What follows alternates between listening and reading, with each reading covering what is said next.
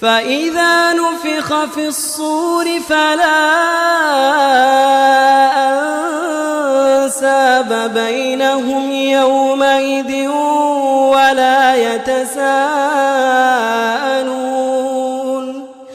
فمن ثقلت موازينه فأولئك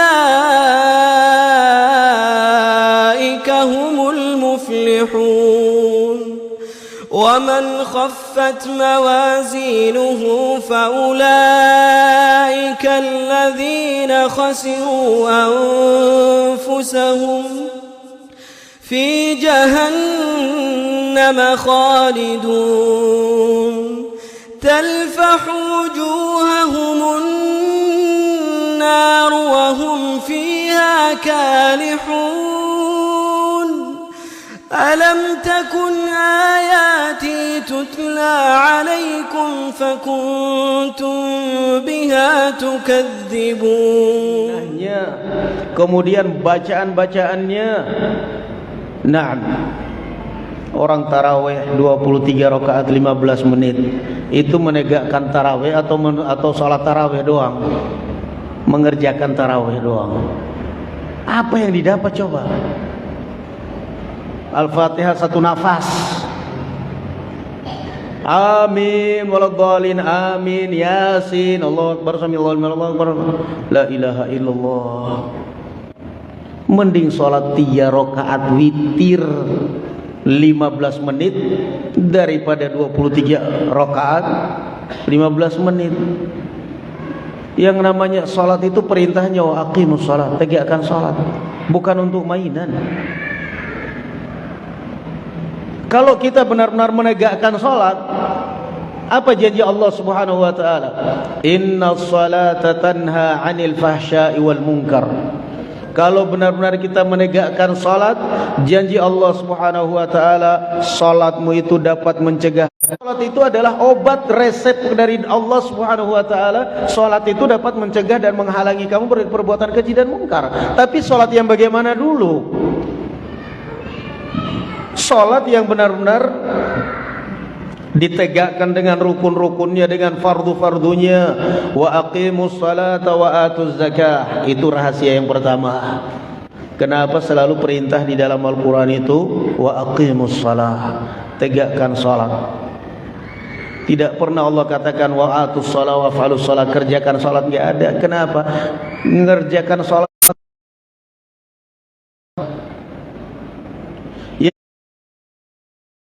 Yang kedua, perhatikan ayat ini, wa aqimus salata wa atuz zakah. Dua ibadah ini, tegakkan salat, keluarkan zakat. Selalu di dalam Al-Quran Allah Subhanahu wa ta'ala gandengkan ini, salat dengan zakat.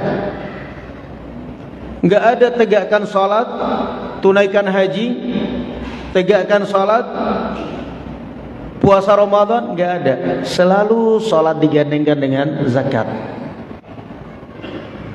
Apa rahasianya?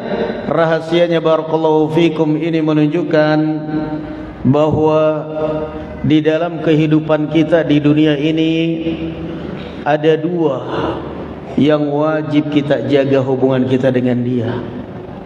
Yang pertama, hubungan kita dengan siapa?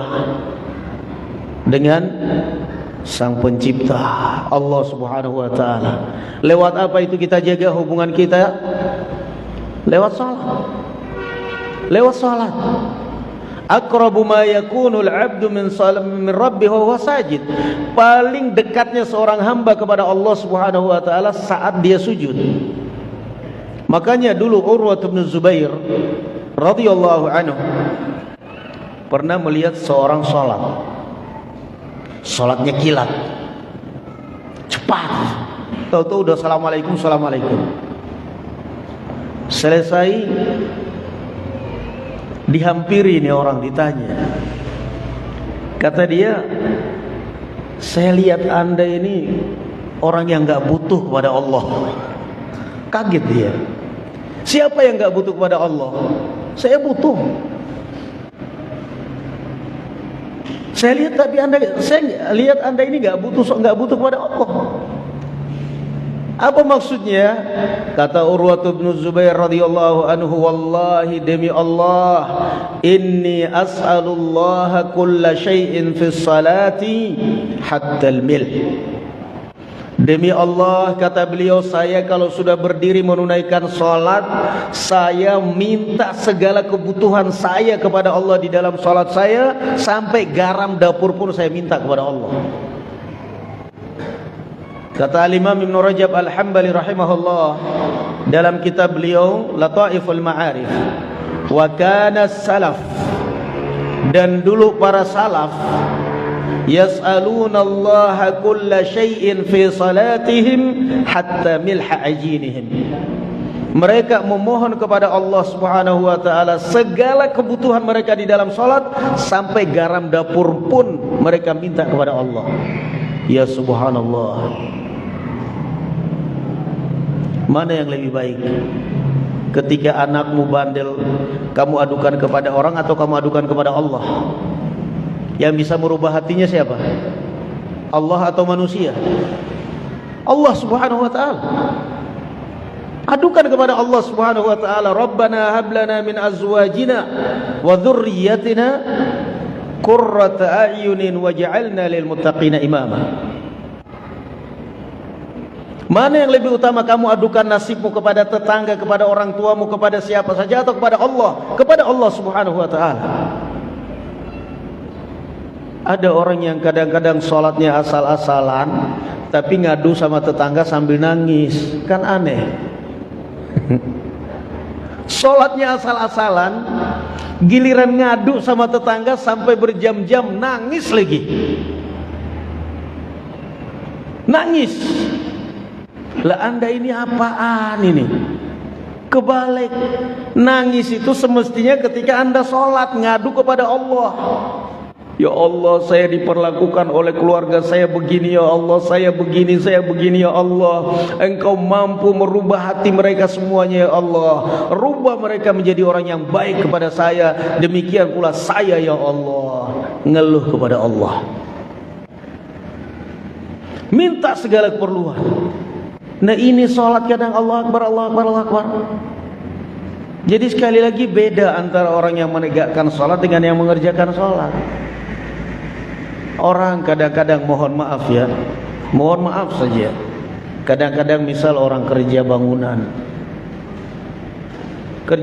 atau kerja apa aja lah, begitu azan sholat, dengan pakaian kerjanya, dengan bau kerjanya, parfum kerjanya, yang penting tangan gak ada semen, kaki gak ada semen, bekas dengan kaos kerjanya, dengan celana kerjanya, kita katakan sholatnya sah apa enggak selama dia menutup aurat? Sah. Tapi kira-kira apa orang seperti ini dikatakan menegakkan sholat? Enggak. Makanya yang namanya ibadah itu jangan hanya berpikir yang penting selesai kewajiban, tidak. Tapi berpikirlah siapa yang kamu hadapin. Niscaya kamu akan segan, kamu akan malu. Pada saat kita berwudu, jangan hanya berpikir saya mau wudu, tapi berpikirlah untuk siapa saya ini berwudu, untuk Allah Subhanahu wa taala. Pada saat saya mau sholat, jangan hanya berpikir ini kewajiban harus saya selesaikan. Jangan berpikir saya akan menghadapi siapa ini, saya akan masuk ke rumah siapa ini. Kira-kira saya diterima enggak ya kalau ke rumah wali kota atau ke rumah calon mertua dengan baju seperti ini? Ke rumah wali kota atau ke rumah calon mertua dengan celana habis kerja kuli bangunan, habis kerja apa gitu, kayaknya dari luar aja udah diusir. Ini kamu mau masuk rumah Allah, tuan rumahnya siapa? Allah Subhanahu wa taala. Menghadap Allah Subhanahu wa taala, menyebut nama Allah, Allahu Akbar, dengan pakaian yang seperti itu. Orang kita katakan, apa enggak sah salatnya Ustaz? Sah. Tetapi coba pikir, adab enggak kira-kira? Apa itu yang kira-kira menegakkan salat? Kan tidak. Khudzu zinatakum inda kulli masjid. Maka salat ini adalah hubungan kita dengan Allah Subhanahu wa taala, interaksi kita dengan Allah Subhanahu wa taala. maka curahkan segala keperluan kamu di dalam salatmu. Dalam salat wajib kurang waktunya, dalam salat fardhu kurang waktunya, bangun sepertiga malam terakhir, nangis, curhat kepada Allah Subhanahu wa taala. Curhat kepada Allah. Jangan curhat di status. Sedikit ada masalah rumah tangga, ganti status, lagi sedih, kelihatan lagi tengkar sama suami. Orang baca, kelihatan nih orang, bapernya orang. Pasang statusnya lagi sedih. Ngapain dicibir orang? Apa kata Rasulullah sallallahu alaihi wasallam? Ista'inu ala qada'i hawaijikum bil kitman. Mintalah pertolongan kepada Allah agar Allah membantu kalian dengan merahasiakan keadaanmu. Enggak usah sering ngeluh pada orang. Enggak bakal ada selesainya. Ngeluh sama orang paling-paling ngomongnya apa? Kasihan ya. Sabar bu, kasihan, sabar. Begitu kamu keluar dari rumahnya, rasain loh. Orang jibir, nggak ada manfaatnya. Makanya sekali lagi, yang pertama jaga hubungan kita dengan Allah Subhanahu wa taala. Apa cara menjaga hubungan kita dengan Allah? Ya salat. Kita kan dipanggil hayya 'alas shalah, hayya 'alal falah. Nah, kadang-kadang orang nggak sempat salat berjamaah, nggak sempat taklim karena alasan kerjaan. Akhirnya pangkat nggak naik-naik, segitu-segitu aja. Kenapa kata Allah? Kamu gaji baru segitu aja udah nggak sempat sholat berjamaah, nggak sempat sholat nggak sempat taklim. Alasannya kerjaan. Gimana kalau gajimu banyak? Akhirnya kata Allah udah segitu-segitu aja. Seumur hidup kerjaannya segitu-gitu aja. Gaji 800 per bulan nggak naik-naik. 800 nggak sempat sholat berjamaah, nggak sempat taklim. Alasannya apa? Kerjaan ustaz. Kalau sibuk kerja gajimu berapa mas? 800 aja sudah nggak sempat sholat berjamaah, nggak sempat sholat ta'lim. Na'udzubillah, gimana kalau sudah 8 juta? Makanya akhirnya Allah Subhanahu wa ta'ala gak ridha. Gajimu segitu-segitu aja, pangkat nggak naik-naik. Yang naik tugasnya, gajinya nggak naik. Jam tugasnya naik, tugas lembur, tugas ini. Makanya apa-apa itu dilawan, serah. Yang penting walal akhiratu khairul laka minal ula. Akhirat lebih baik daripada dunia. Waktu ta'lim, waktu sholat. Kata bos, kalau kamu gak kerja, kamu kalau mau jaga sholat seperti ini kerjaan kamu, waktu sholat berjamaah, sholat, kamu saya pecat bos.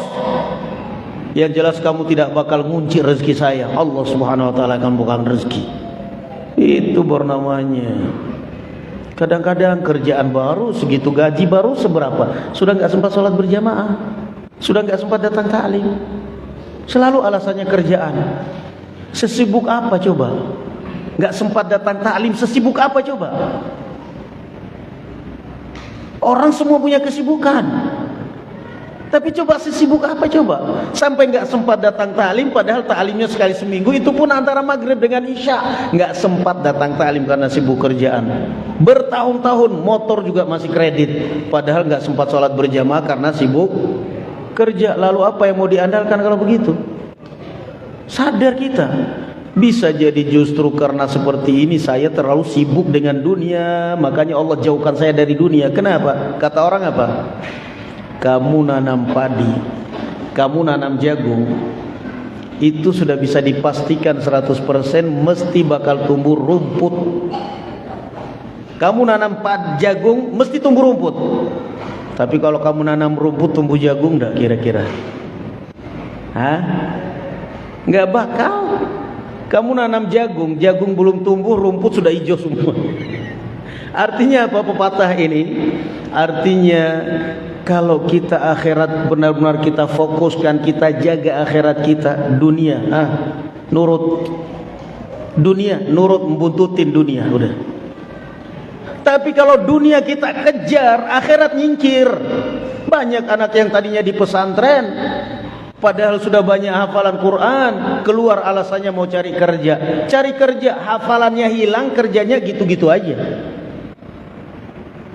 Hafalannya hilang, sholatnya lalai, kerjanya gitu-gitu aja.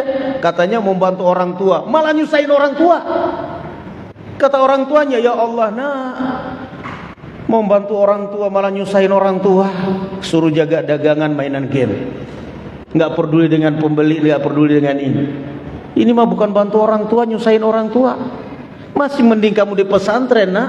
SPP per bulan 500, bapak bisa tanggung, alhamdulillah. Ibu bisa tanggung, alhamdulillah, lancar rezeki saya. Kenapa? Dulu ada 2 orang sahabat di zaman Anas bin Malik, di zaman Rasulullah. Yang satu belajar pada Rasulullah, yang satu bekerja. Yang bekerja ini membiayai saudaranya yang belajar pada Rasulullah. Maka yang kerja ini ngadu kepada Rasulullah tentang saudaranya, ya Rasulullah, saya capek biayain saudara saya ini, mbok dinasehati ya Rasulullah supaya kerja. Saya capek biayain dia. Apa jawab Rasulullah? Jawab Rasulullah, la'allaka turzaqu bih. Kata Rasulullah, bisa jadi Allah membukakan pintu rezekimu karena kamu membiayai saudara kamu yang belajar ini. Jadi jangan difahami orang tua, ya udah kamu bantu saya aja. Jangan, kamu mondok. Kamu mondok itu termasuk membantu ekonomi orang tua. Karena saya nanggung kamu itu adalah kewajiban saya dan nilainya ibadah bagi saya dan Allah akan gantikan. Begitu anaknya keluar dari pondok, katanya mau bantu orang tua kerja, malah nyusahin orang tua. Penghasilan orang tua nggak naik, gitu-gitu aja, malah turun. Kenapa? Kalau selama ini yang hitung bapaknya ibunya, omsetnya, giliran sekarang anaknya ikut campur. Bapaknya pulang, anaknya yang jaga. Begitu laku, sembunyi di sana. Nah apa ini? Biasanya sore ngitung sampai 500. Kenapa semenjak ada anak kok tinggal 300? Nggak taunya diselipin di sepatu. Gimana? Nggak bisa. Dunia ini makin kita kejar makin jauh dia. Nggak bakal kemudian kamu jadi baik. Saya nggak sempat sholat berjamaah, saya nggak sempat taklim, sibuk kerja, sibuk ini. Nggak bakal. Kemudian kata Allah, kasihan ini orang, biar nggak sibuk kerja, udah saya turunkan rezeki karung-karungan dari langit udah. Tiba-tiba bangun tidur, buka bantal duit. Wah, itu Abu Nawas itu namanya. Nggak mungkin. Tetap aja, maka hawa nafsu dilawan. Wa aqimus salat. Nggak ada urusan kita. Mau sibuk sesibuk apapun, salat selalu. Wasta'inu bis-sabri was-salah. Salat dan sabar adalah sarana untuk datangnya pertolongan Allah Subhanahu wa taala dalam kehidupan kita. Sesibuk apapun tinggalkan aktivitas salat, jaga salatmu. Jaga salatmu kalau mau ingin dibantu oleh Allah Subhanahu wa taala. Ihfazillah yahfazka. Kata Rasulullah sallallahu alaihi wasallam, jagalah syariat Allah, jagalah agama Allah, niscaya Allah akan menjaga kamu. Niscaya Allah akan menjaga kamu. Ingin kita dijaga oleh Allah, jaga Allah. Ta'arraf ilallahi fir rakha'i ya'rifka fi syiddah, kata Rasulullah. Perkenalkan dirimu pada saat kamu bahagia, pada saat kamu kaya, kamu menjabat, kamu senang, kamu sehat. Perkenalkan dirimu kepada Allah. Lewat apa? Lewat salat. Ya'rifka fi syiddah. Niscaya ketika kamu kesusahan, kesulitan, Allah akan mengenali kamu. Jangan kalau sudah susah baru nangis. Kalau udah susah baru datang ke rumah Ustadz nangis-nangis, tolong doakan Ustadz biar rezeki saya lancar. Dulu boro-boro datang ke rumah Ustadz, Ustadz mau datang ke rumahnya aja takut, paling-paling proposal ini kayaknya ini. Dulu waktu masih kaya, begitu udah jatuh datang ke rumah Ustadz, tolong doakan Ustadz. Datang cuma minta doanya doang. Kata Ustadz, mudah-mudahan bisa sukses kembali Pak, saya doakan Pak, mudah-mudahan. Begitu kaya raya, nggak pernah ini berkat doanya Ustadz saya ngasih kompensasi, nggak ada. Paling-paling datang ke Ustadz, terima kasih Ustadz, Masya Allah berkat doanya, Alhamdulillah usaha saya sudah maju lagi. Tapi nggak ngasih apa-apa, itu doang. Terima kasih doang, Masya Allah banget. Manusia. Innal insana khuliqa halu'a. Idza massahu syarru jazua wa idza massahu khairu manua. Itulah wataknya monungso. Kata Allah Azza wa Jalla, kalau dia lagi susah ngeluh sampai satu RT tahu. Kalau dia lagi problem dalam bisnisnya, jazua, ngeluh kesana kemari. Wa idza massahul khairu manu'a. Tapi begitu usahanya bangkit, kaya, sukses, diem. Ini kalau saya ceritakan omset saya per minggu, bisa-bisa dari yayasan proposal, dari ustadz proposal, dari masjid datang proposal, tutup mulut. Pokoknya mending sekarang beli mobil biasa aja lah, Avanza lama aja udah. Jangan nyolong banget. Sebenarnya saya sih bisa beli Pajero, cuman takut nanti disodorin proposal banyak. Itu memang sudah wataknya manusia. Kalau susah ngeluh kesana kemari. Idza massahu syarru jazua. Kalau dia ditimpa musibah ngeluh, berkeluh kesah. Sampai setiap hari ketemu ngeluh melulu. Tidak ada cerita kecuali ngeluh. Sampai kadang-kadang orang mau datang, WA, Ustadz, saya mau ziarah, saya mau berkunjung ke Ustadz, afwan, saya lagi ada jadwal keluar. Kenapa? Paling-paling datang ngeluh. Giliran kaya nggak pernah, Ustadz saya mau berkunjung, nggak ada. Idza massahul khairu manu'a. Ketika dia sudah bahagia, sudah kaya, sudah ini semuanya, manu'a. Luar biasa itu. Protek untuk kekayaannya, untuk dirinya, naudzubillah. Nah, ketika dia kaya, ketika dia menjabat, nggak ada sumbangsi sama sekali dengan dakwah. Padahal dia pejabat, dekat dengan pejabat, kaya.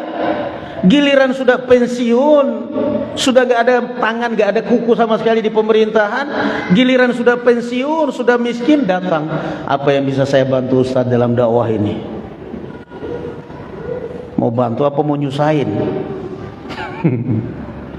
Kamu waktu menjabat kemana aja? Semestinya ketika kamu menjabat, kamu bisa manfaatkan link-linknya kamu untuk bisa mempermudah penyebaran dakwah.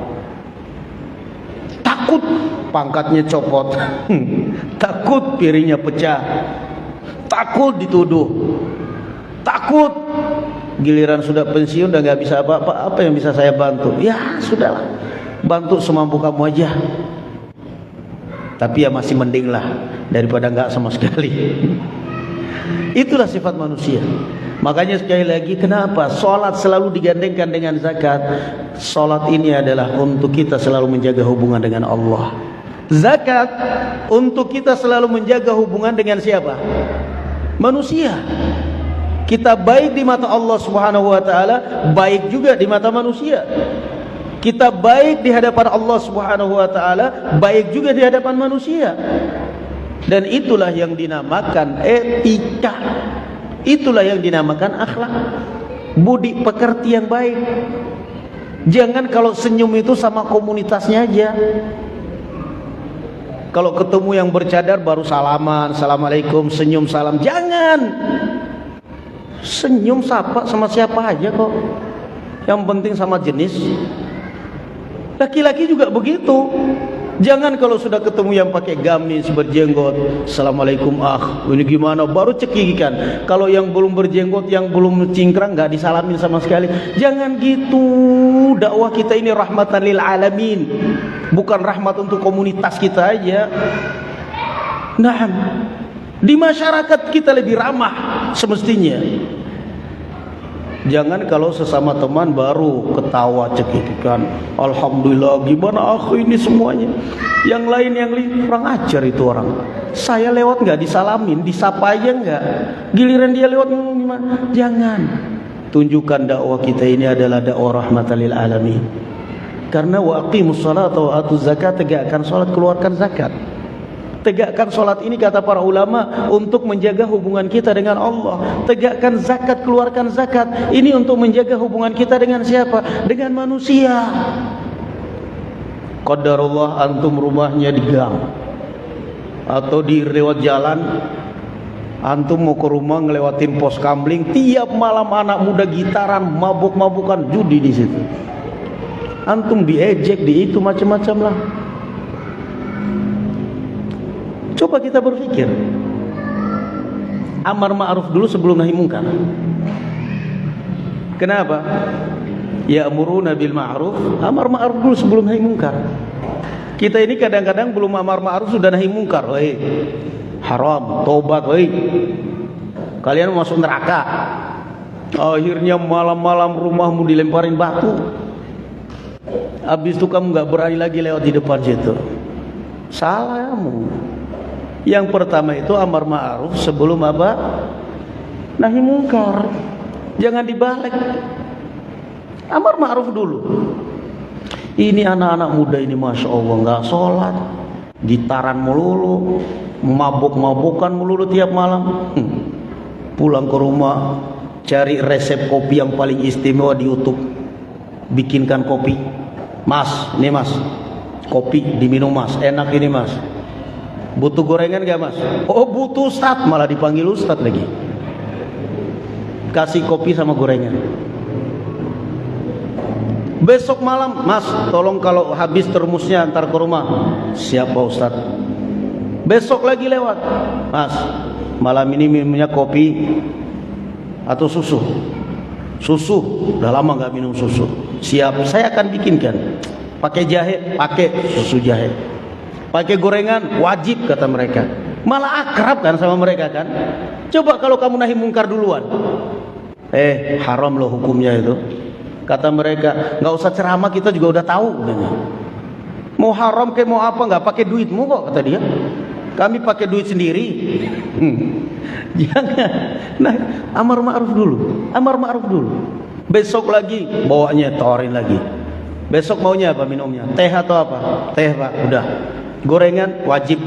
Udah nggak apa-apa, korban 30.000 demi untuk kebaikan.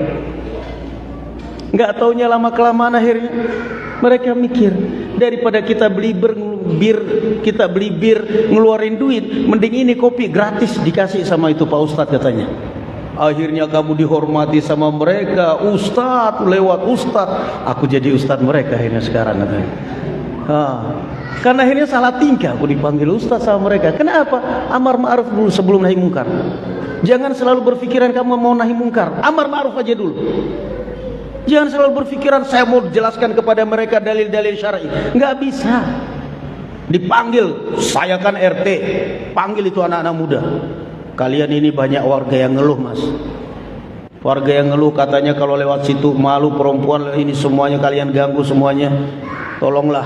Ya benar siapa RT. Benar. Mereka 3 malam sepi pos kamling. Alhamdulillah mereka sudah nggak gitaran lagi, nggak mabuk-mabuk lagi, nggak minum lagi, nggak judi lagi. Tapi apa? Tiap malam ada motor yang hilang, ada jendela yang dicongkel. Siapa malingnya? Ya itu tadi. Itu tadi. Berarti masih mending yang mana? Masih mending yang pertama. Mereka melakukan kemungkaran tapi warga aman. Naruh motor di luar aman. Naruh motor di luar aman. Kenapa? Sampai pagi mereka gitaran. Kelihatan kalau ada maling. Oh maling, kejar sama mereka duluan. Bahkan maling kotak infak masjid mereka kejar duluan pertama kali itu. Padahal kotak infak masjid mereka nggak pernah masuk masjid, tapi simpati dengan masjid. Maka ini jadi cara Allah. Wa aqimus salata wa atuz zakah. Tegakkan sholat, keluarkan zakat. Amar ma'ruf dulu aja.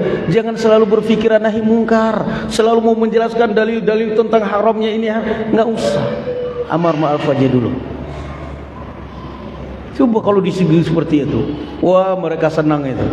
Apalagi mereka diantarin. Begitu kita mau ke Jakarta, mas besok saya mau ke Jakarta, mungkin saya nggak sempat bikinin kopi. Nih saya kasih gula, saya kasih kopi, nanti bikin sendiri ya mas ya. Boleh. Apa perlu saya belikan kompor di situ mas? Oh sangat perlu pak. Nanti saya belikan kompor untuk masak air panas. Lama kelamaan akhirnya kompornya disingkirkan. Ngapain cari yang beli, yang gratis aja ada kok enak katanya. Sehat lagi. Subhanallah. Jadi yang terpenting itu apa kita ini? Jaga hubungan kita dengan Allah lewat salat. Jaga hubungan kita dengan manusia lewat zakat. Jangan sampai membuat orang itu akhirnya benci dengan kita. Jangan kita ini ramah kalau sesama komunitas kita aja. Enggak. Dakwah ini adalah rahmatul lil alamin.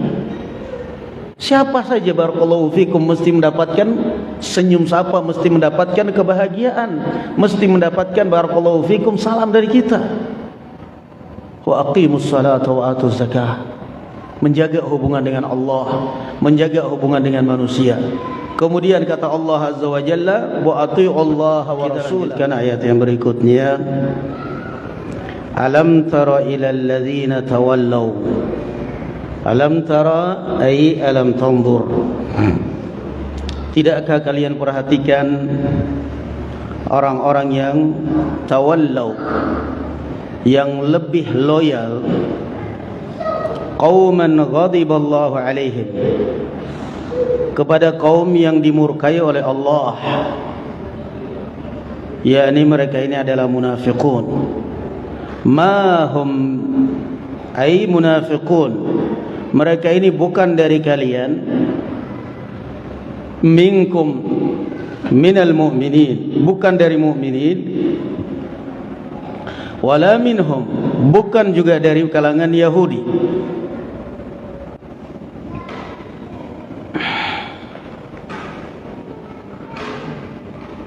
Wa yahlifuna 'alal kadhib, dan mereka bersumpah dengan dusta. Wa hum ya'lamun, sedangkan mereka sendiri sadar bahwa mereka adalah dusta.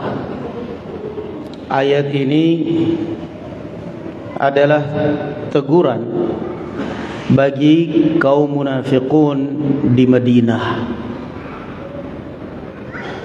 Ayatnya, tapi hukumnya teguran kepada kaum munafikin sampai hari kiamat. Kata Allah Azza wa Jalla, tidakkah kalian perhatikan orang-orang munafik? Mereka loyal kepada orang Yahudi dan dusta di hadapan kaum mukminin, jujur di hadapan orang kafir, bohong di hadapan orang mukmin. Itu munafik. Alam tara ilal ladzina tawallaw qauman ghadiballahu alaihim ma hum minkum wala minhum wa yahlifuna 'alal kadhibi wa hum ya'lamun. Munafik mau dibilang mukmin, dia benci kepada Islam, lisannya, penanya tajam kepada Islam. Mau dibilang kafir, dia sholat. Innalillah, gimana ini manusia satu. Maka orang seperti ini apa? Munafik. Munafik. Dan mereka ini merusak Islam, lebih berbahaya daripada orang kafir. Kata Rasulullah sallallahu alaihi wasallam, akhwafu ma akhafu alaikum munafiquna alimul lisan. Yang paling berbahaya atas umatku ini, yang paling mengkhawatirkan atas umatku ini adalah para munafik yang lisannya pedas kepada umat Islam. Lebih berbahaya. Surat Al-Kafirun di dalam Al-Quran berapa ayat? 5 ayat ya. Al-Kafirun pendek.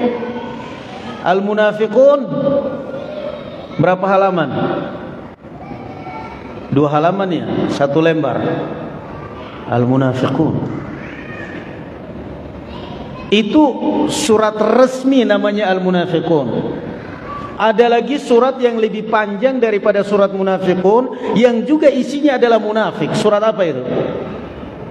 Surat Bara'ah. Surat Bara'ah itu surat apa? Surat At-Taubah. Itu dikit, wa minhum, dan di antara munafikin ada yang begini, di antara mereka ada yang begini, di antara mereka. Subhanallah, apa rahasianya di situ? Surat Al-Kafirun cuma 5 ayat, Munafikun sampai 2 surat, sampai beberapa surat. Karena bahaya mereka terhadap Islam lebih daripada bahayanya orang kafir tulen. Kafir tulen orang tahu bahwa mereka kafir. Ini kerjaan mereka munafikun. Mereka loyal kepada orang-orang kafir tapi benci kepada orang Islam. Kan aneh.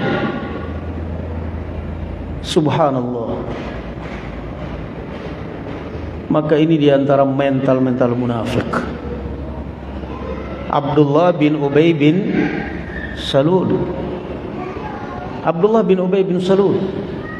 Semua itu karena hasad. Dengan Yahudi dia bersahabat. Justru Yahudi inilah. Jadi munafik ini mencelakakan mukmin, juga mencelakakan Yahudi. Khaybar, Yahudi Khaybar, kafir Khaybar, Yahudi Khaybar, itu mereka aslinya takut kepada Rasulullah dan para sahabat. Mereka itu udah nyerah, nggak berani mereka. Kenapa mereka nggak berani?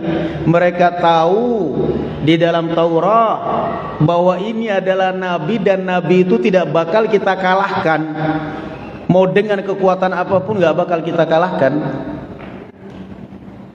Sehingga mereka lebih memilih untuk bayar upeti kepada Rasulullah SAW daripada harus kontak senjata. Tapi apa?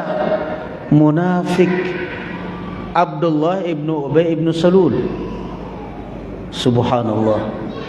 Jangan khawatir kalau Muhammad menyerang kalian. Ribuan masa, saya punya masa di Medina, saya punya masa ribuan nanti akan bergabung dengan kalian untuk membabat habis itu Muhammad dan pengikutnya. Ya subhanallah. Akhirnya Khaybar, Yahudi Khaybar yang tadinya mereka sudah mau menyerah, memilih bayar upeti, mereka jadi besar kepala lagi akhirnya. Wah, kalau begitu kita hadapin aja ini para sahabat ini. Begitu digempur, dikepung oleh para sahabat, oleh Rasulullah dan para sahabat, satu orang pun Abdullah ibn Ubay bin Salul nggak ada yang nongol bantuannya. Satu prajurit pun nggak ada. Akhirnya apa? Mereka sudah bertahan, Khaybar, Yahudi Khaybar bertahan menghadapi kekuatan kaum muslimin. Akhirnya apa? Konyol. Yukhribuna buyutahum biaydihim wa aydil mu'minin fa'tabiru ya ulil absar. Mereka menghadapi pengepungan Rasulullah dan para sahabatnya beberapa lama, tidak sanggup. Akhirnya mereka merobohkan rumah-rumah mereka sendiri, dibantu oleh kaum muslimin. Kaum muslimin bantu mereka merobohkan rumah, tebangin kurma-kurma mereka, diusir dari negeri mereka. Kata Rasulullah, kalian hanya bisa bawa barang-barang yang bisa dibawa oleh satu ekor unta, tidak lebih dari itu. Diusir dari Khaybar. Khaybar itu di dekat Madinah, mereka pergi ke Syam. Ulahnya siapa? Munafik. Jadi kata Allah, hal mahum minkum wala minhum. Munafik itu jangan dikira di kalangan orang kafir diterima. Enggak juga. Orang kafir sendiri paham. Ini orang kalau saudaranya sendiri berani dikhianati, apalagi kita. Jadi cuman untuk tangga doang, begitu mereka menang dibunuh. Dulu ada salah satu ketika terjadi perang salib, perang salah apa namanya, yang dipimpin oleh Salahuddin Al-Ayyubi rahimahullah. Sempat ada 3 prajurit ditawan oleh Yahudi. Ditawan. 3 orang ini kemudian diinterogasi.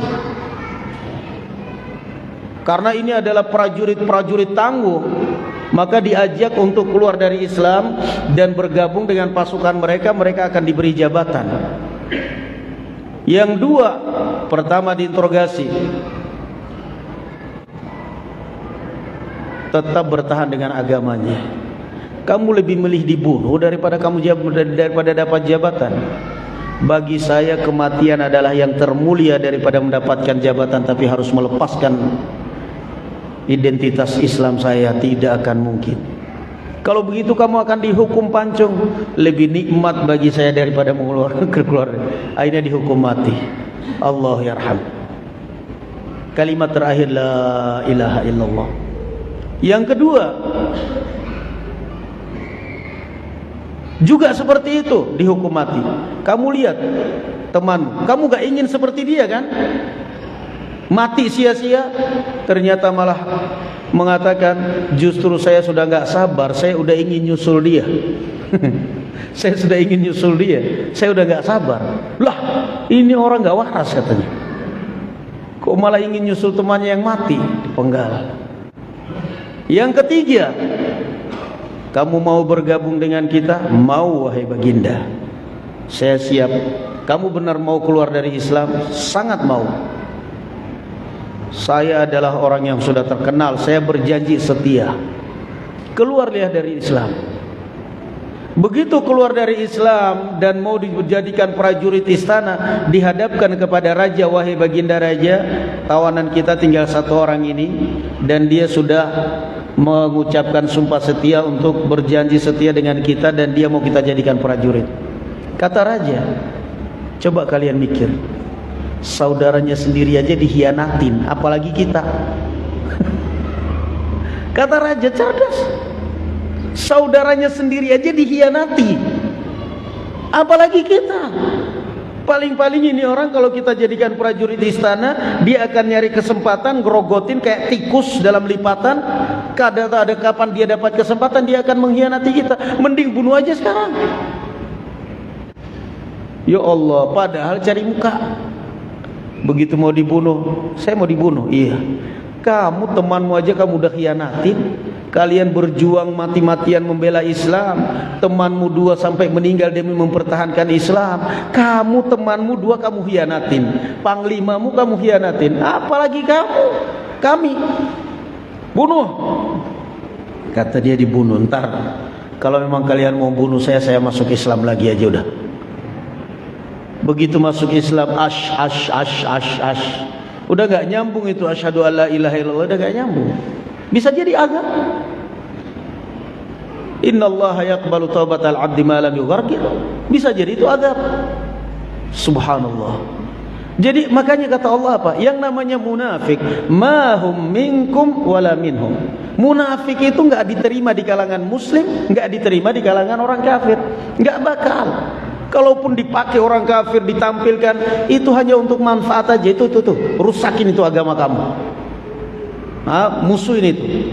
Begitu mereka mendapatkan kesempatan, Islam sudah diporak-porandakan oleh si munafik ini, yang pertama kali disembelih dibunuh adalah dia sendiri.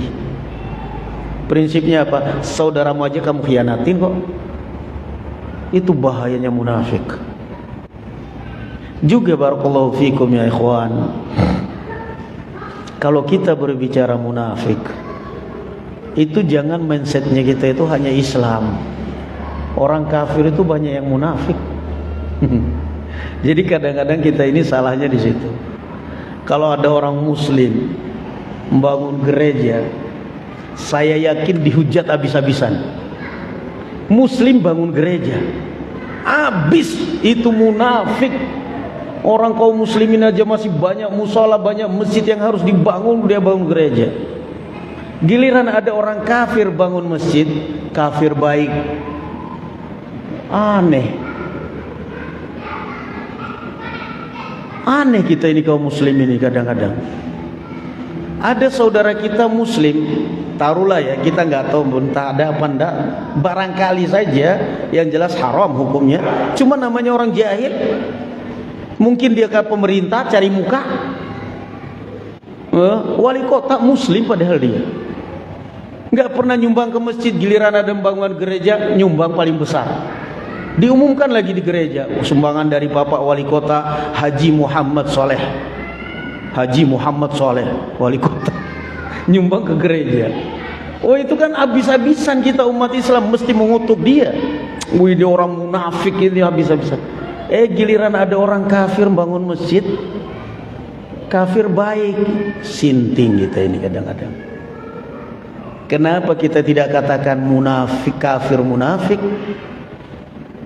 Bukan kafir baik, kafir munafik. Ada orang kafir berkunjung ke pesantren, ciuman, muridnya salaman, cium tangan. Nah ini baru namanya kafir, kafir tapi baik. Nyumbang pesantren, ngamplopnya tebal, bahkan gak muat di amplop, cuman bawa ceknya doang. Ini baru namanya kafir baik. Itu bukan kafir baik om, kafir munafik. Kafir munafik. Kalau kafir baik, dia datang ke pesantren gak usah bawa duit, yang penting datang syahadat masuk Islam. Itu baru namanya kafir baik. Dia datang bawa duit, hanya karena bawa duit sudah dapat rekomendasi kafir baik. Masya Allah, segitu tipisnya mental kita kaum muslimin, segitu tipisnya akidah kita. Kenapa kita katakan ini baru namanya kafir munafik? Masuk pesantren bawa duit, itu pun karena mau pemilihan, cari suara. cari dukungan. Tapi ya itulah tadi, kadang-kadang kita ini kaum muslimin nggak sadar. Kalau ada saudara kita muslim yang berbuat nyimpang, habis-habisan kita hujat. Giliran ada orang kafir bangun masjid, wah ini kafir baik. Saya memilih ini aja sebagai gubernur. Karena dia, saya tahu dia ini non muslim, tapi alhamdulillah baik. Kenapa? Dia bangun masjid, dia dekat dengan pesantren, dia dekat. Itu bukan kafir baik, kafir munafik. Kenapa? Yang namanya munafik itu apa sih kata Rasulullah sallallahu alaihi wasallam? Syarrun nas dzul wajhain. Seburuk-buruk manusia itu adalah pemilik dua wajah.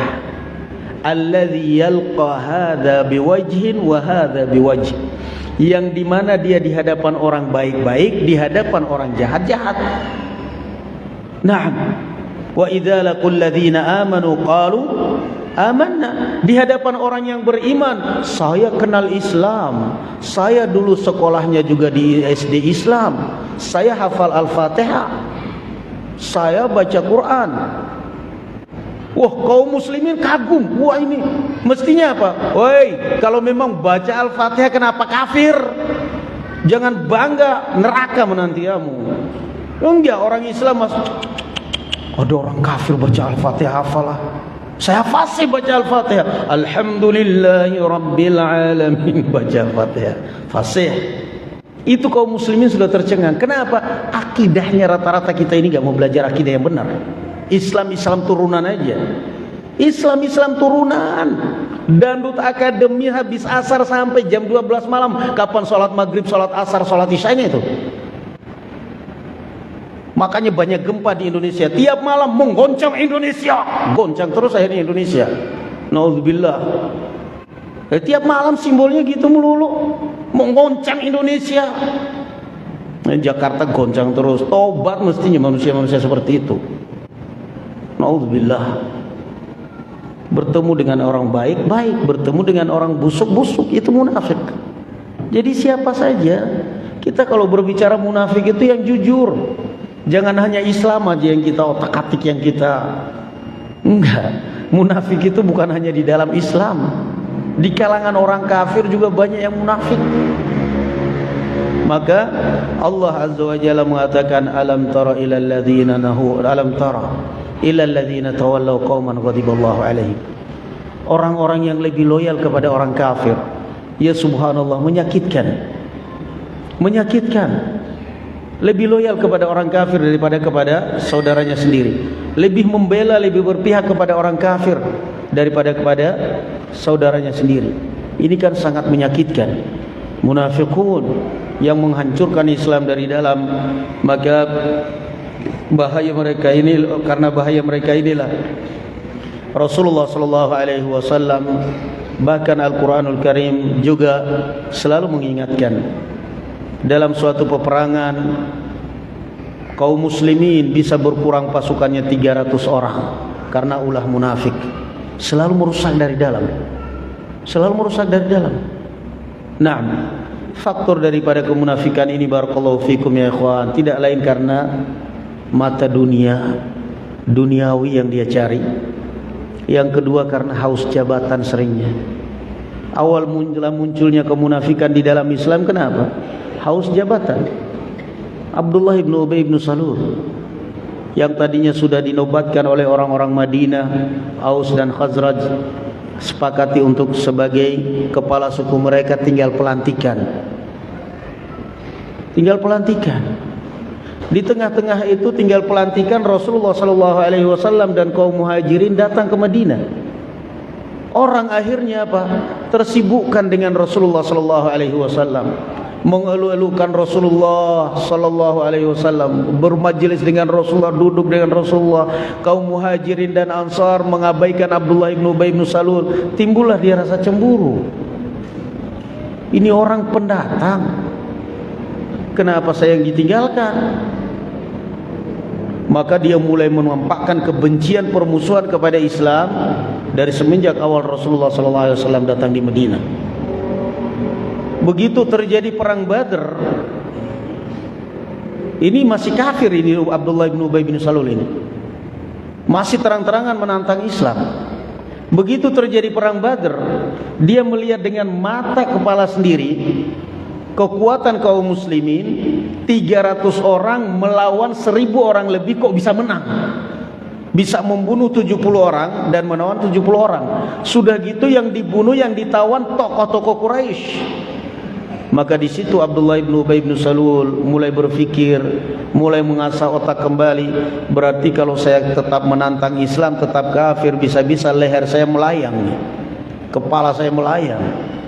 Tapi kata dia mau masuk Islam juga berat. Maka syaitan datang membisikkan alternatif yang sangat indah bagi dia. Tapi sungguhnya tipu daya.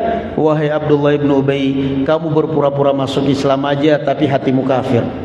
Semenjak itulah mulai muncul kemunafikan di dalam Islam dari Abdullah bin Ubay bin Salul. Dia pun menampakkan Islam, tapi dia loyalnya kepada Yahudi. Dia membenci Islam. Subhanallah. Maka barakallahu fikum ya ikhwan, dahsyatnya fitnah munafik, mengadu domba, memecah belah negerinya sendiri, menghancurkan semuanya demi untuk maslahatnya sendiri. Na'am barakallahu fikum. Subhanakallahumma bihamdika asyhadu an la ilaha illa anta astaghfiruka wa atubu ilaik. Assalamualaikum warahmatullahi wabarakatuh.